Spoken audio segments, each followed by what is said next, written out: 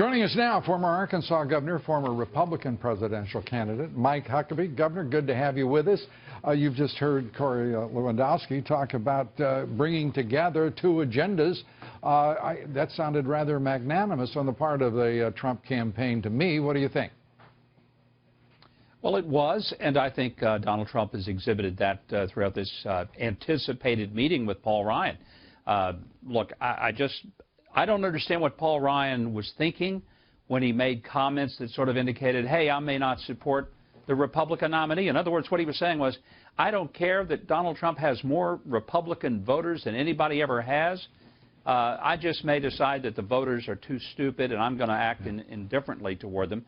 And I just can't imagine that he intended it for that to come across that way, because it was disastrous. Yeah, and do you expect them to shake hands and be ready for the future, and for Speaker Ryan effectively to salute the party's presumptive nominee at the end of that meeting, and a warm embrace between the two?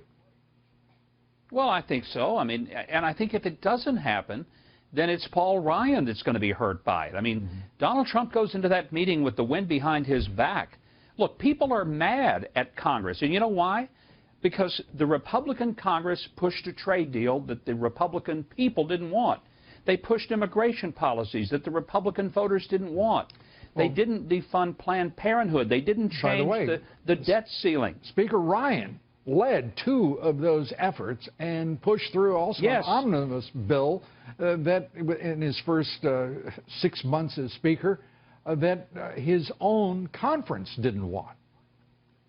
And let me add, too, Lou, that Donald Trump has also said we're not going to go in there and gut Social Security payments for elderly people. We're not going to somehow make the debt disappear by balancing the budget off the backs of the people who have stood on concrete floors, worked hard and lifted heavy things their whole lives, only to be told, hey, you're going to have to work another 10 years. Yeah. So I just can't imagine that anything ought to happen other than Donald Trump goes in, Paul Ryan shakes his hand, says, sir, I've been thinking about this. You know, you got something going here. I'm on board.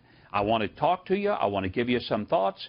But I respect the fact that the voters have put you in this room, and only one section of voters in one of the 435 congressional districts have put me here. Right. So, yes, sir, let's talk about what we need to do to win this thing. Yeah, that first district, by the way, in Wisconsin that he represents, you know, a lot of people aren't aware, he didn't win his hometown in that election. It was a little tough for him, and it might give him some sense of humility and some modesty and some appropriate respect. I think some respect ought to be built by what we saw out of Quinnipiac today, Governor. When we look at Florida and Ohio and Pennsylvania in a dead heat between Clinton and Trump, I mean, that's impressive, isn't it? It's not only impressive, but it's indicative of where I think this election is going to go. I believe Donald Trump is going to beat Hillary Clinton. For one reason, you know, Hillary Clinton is funded by the people and the companies and the Wall Street interests who think that they're too big to fail. And Hillary thinks that she is too big to jail. And I think that the arrogance and hubris of her donors and her own campaign will be her undoing. And I believe Donald Trump will put into play people who have historically voted Democrat, but they're going to be voting for Donald Trump come November.